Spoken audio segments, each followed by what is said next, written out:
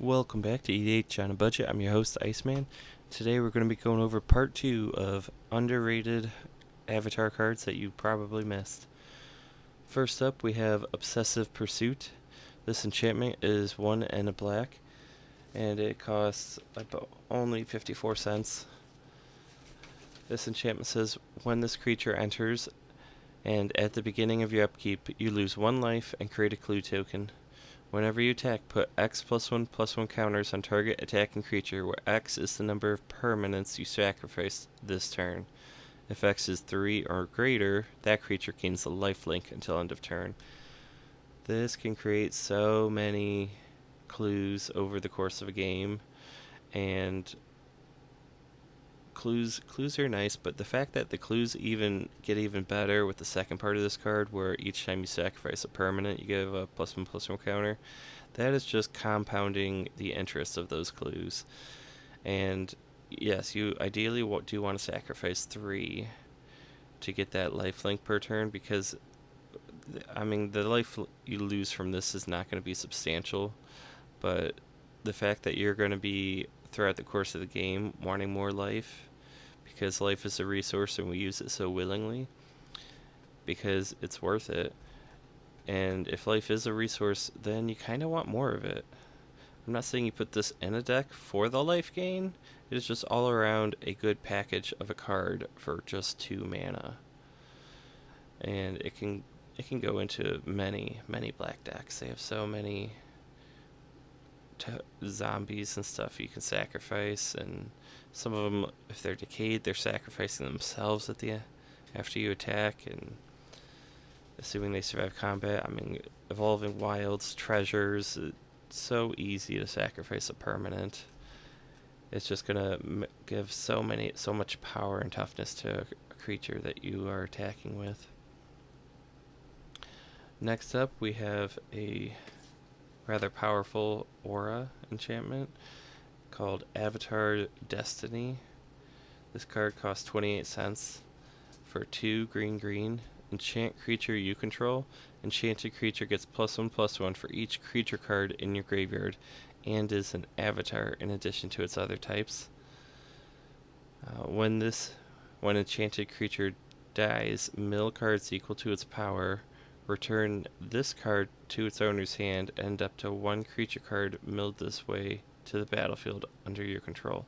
So this is a card that you're going to want to... It's going to warp the game for you. You're going to want to play this over and over again as many times as possible, because each time that creature dies, you're going to mill more creatures probably, and then it's going to get stronger, and then when that creature dies, you're going to mill even more creatures.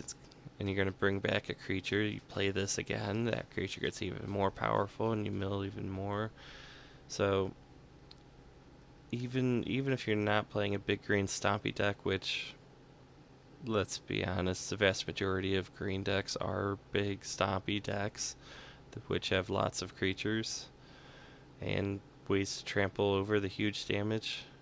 This fits perfectly in there, but this is just a fun card, because you're always excited when you lose a creature. You're like, oh, what am I going to get? I don't know. The better your creature, the more powerful it is, the deeper you're going to dig, you're going to get something out of your graveyard that you milled, most likely.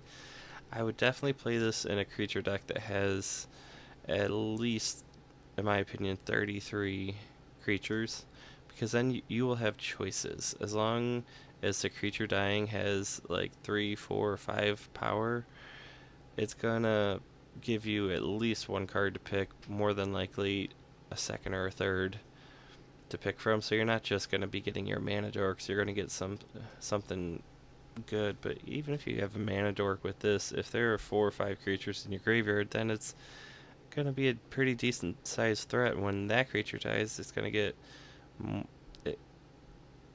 it's going to go to graveyard, and then you're going to mill 6 more cards. It just compounds so quickly. Really, it's really nice for graveyard decks. It's all around a great card. Next up, we have Seismic Sense for 23 cents. This sorcery lesson costs 1 green mana. look at the top X cards of your library, where X is the number of lands you control. You may reveal a creature or land card from among them and put it into your hand. Put the rest at the bottom of your library in any order. This is gonna feel almost like a tutor in late game. In mid game, it's just gonna be like pretty good card filtering. If you're, gonna miss your land drop, are you gonna miss your land drop or pay this 1 mana and get any of the lands you see? You're gonna play this. If you're mana flooded, then you're gonna be like, I want to put my mana into something, and you play this, and then you get a creature and play that. Now, there's no guarantee you get a creature. I understand that, but green ramps so hard with lands. You're gonna be digging so deep. You're gonna be putting this in decks that only have a decent amount of creatures, 25, 30, 35, and you're gonna have great selection. This is not technically card advantage because you don't go up a card, but it's almost in between that and a tutor with how deep you're drawing. Alright, next up we have Fire Navy Trebuchet, which costs 24 cents. This artifact creature is a wall that is 2 and a black, and his power is 0 and toughness is 4. Has defender, so it can't attack, and it has reach, which is pretty nice. Gotta get those flyers, or block them at least. You're not gonna be taking them out with this. And it says whenever you attack, create a 2/1 colorless construct artifact creature token with flying named Ballistic Boulder that's tapped and attacking. Sacrifice that token at the beginning of the next end step.